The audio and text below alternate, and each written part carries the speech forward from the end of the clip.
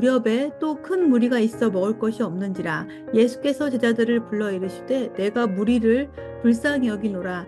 그들이 나와 함께 있은지 이미 사흘이 지났으나 먹을 것이 없도다. 만일 내가 그들을 굶겨 집으로 보내면 길에서 기진하리라. 그 중에는 멀리서 온 사람들도 있느니라. 제자들이 대답하되 이 광야 어디서 떡을 얻어 이 사람들로 배부르게 할 수 있으리이까. 예수께서 물으시되 너희에게 떡 몇 개나 있느냐 이르되 일곱이로소이다 하거늘.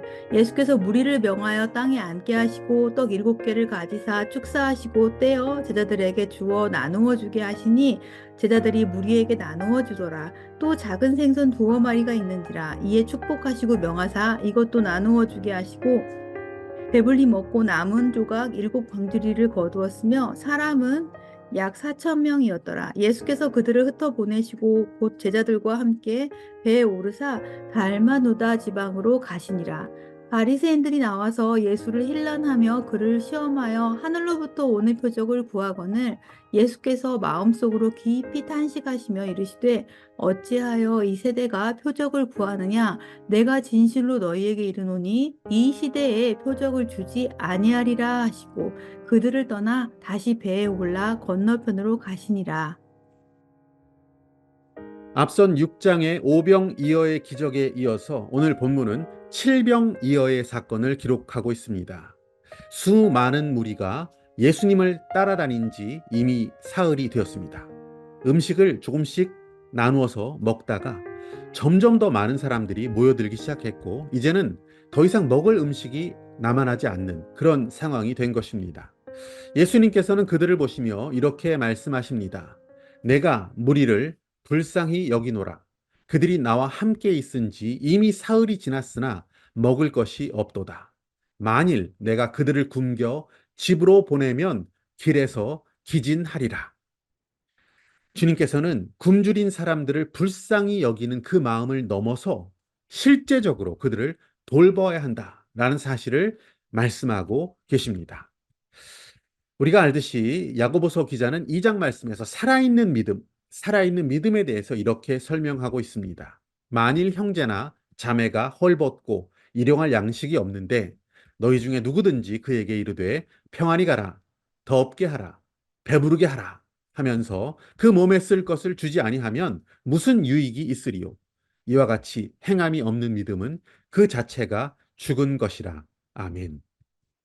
예수님께서는 그 배고픈 자들을 불쌍히 여기셨을 뿐 아니라 그들의 삶의 실제적인 필요를 채워주시는 살아있는 믿음의 본이 무엇인지를 오늘 본문을 통해서 보여주셨습니다. 오늘 본문 속 제자들은 하지만 예수님의 생각과는 좀 달랐던 것 같습니다. 그들은 무리를 먹이는 일에 별로 큰 관심이 없어 보입니다. 우리가 그들을 다 먹이는 것이 불가능한 일 아닙니까? 라는 의견을 예수님께 제시하고 있습니다. 4절 말씀을 보시면 제자들이 대답하되 이 광야 어디서 떡을 얻어 이 사람들로 배부르게 할 수 있으리까? 라고 제자들이 예수님께 말씀드립니다. 잘 아시듯이 사실 제자들은 이미 바로 불과 얼마 전에 오병이어라고 하는 놀라운 영적 체험을 한 바가 있습니다. 지금의 상황과 오늘 본문의 상황과 거의 흡사한 그런 경험을 이미 했음에도 불구하고 예수님과 한 마음이 되어서 저 줄이고 기진한 자들을 먹일 그 마음을 갖지 못하고 있는 제자들의 모습입니다. 이 제자들에게 기억력에 상당히 큰 문제가 생긴 것일까? 왜 이 제자들은 한 번 틀렸던 그 문제 앞에서 또다시 틀린 답을 하고 있는지 정말 안타까운 상황입니다. 분명히 그들의 지력에 문제가 생겼거나 기억력에 문제가 생긴 것은 아니라고 생각합니다. 단지 그 제자들에게는 그 마음, 예수님의 마음, 긍휼의 마음이 없었던 것입니다. 제자들은 사흘 동안이나 예수님을 따라다니고 있는 그 무리들, 그들을 이끌고 인도하느라 이미 지칠 대로 지쳐 있었습니다. 먹을 것이 떨어져 있습니다. 먹을 것도 없는 저 구질구질해 보이는 자들이 그냥 이제 집으로 돌아갔으면 하는 마음이 그들에게 있었던 것입니다. 하지만 그렇게 되지는 않고 그들이 끝까지 예수님을 따라다니는 그 모습, 그것도 제자들에게는 별로 마음에 들지 않았던 것이죠. 무리들의 뒤치다거리를 해야 하고 이제는 먹을 것까지 대접해야 하는 이 상황에 놓였으니 제자들의 마음은 그야말로 심드렁했던 것입니다. 오늘 우리의 마음은 무엇을 향해 있습니까? 우리 주님처럼 나눔과 섬김과 또 실제적인 헌신과 희생에 우리의 관심이 있습니까?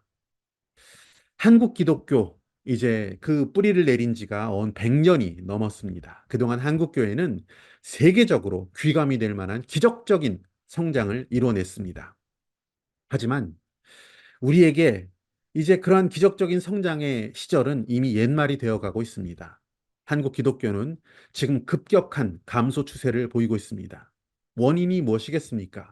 여러 가지일 수 있습니다. 세속화다, 교회의 이미지가 추락되었다, 목회자들의 어떤 부정적인 이미지 등등의 여러 가지 이야기들이 있습니다. 하지만 정말 중요한 이유, 진짜 중요한 이유를 한마디로 정리하자면 예수님께서 이 땅에 오신 그 목적을 잃어버렸기 때문이다 라고 말할 수가 있습니다.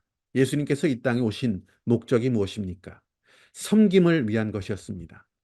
한 걸음 더 나아가 우리 주님께서 이 땅에 오신 목적은 자기 자신까지라도 기꺼이 대속물로 주시는 사랑, 그 헌신을 위해서 이 땅에 오신 것이었습니다. 우리가 도저히 이해할 수 없는 이 창조주 하나님의 놀라운 헌신과 사랑, 그것이 우리에게는 영생과 구원이라는 놀라운 선물로 주어진 것이죠. 하지만 우리 주님이 이 땅에 오셨던 그 목적을 잃어버린 한국의 기독교, 교회, 주님께로부터 받은 말할 수 없는 그 은혜를 잊어버린 기독교는 나눔과 섬김과 희생과 헌신보다는 자기 자신들의 삶이 더 중요해졌고 풍요와 자기 유익을 향하게 되었습니다. 은혜와 감동, 이것은 그냥 교회 안에 머무르는 그러한 모습으로 변해버린 것입니다. 주님이 이 땅에 오신 목적을 완전히 상실해버린 그러한 모습이 우리 가운데 발견되어지지 않습니까? 선을 행하는 것, 서로 나누어 주는 것, 이 같은 제사가 바로 하나님이 기뻐하시는 제사다라고 성경은 가르치고 있습니다. 하나님 계명의 핵심이 무엇입니까? 바로 이웃사랑을 실천하는 일입니다.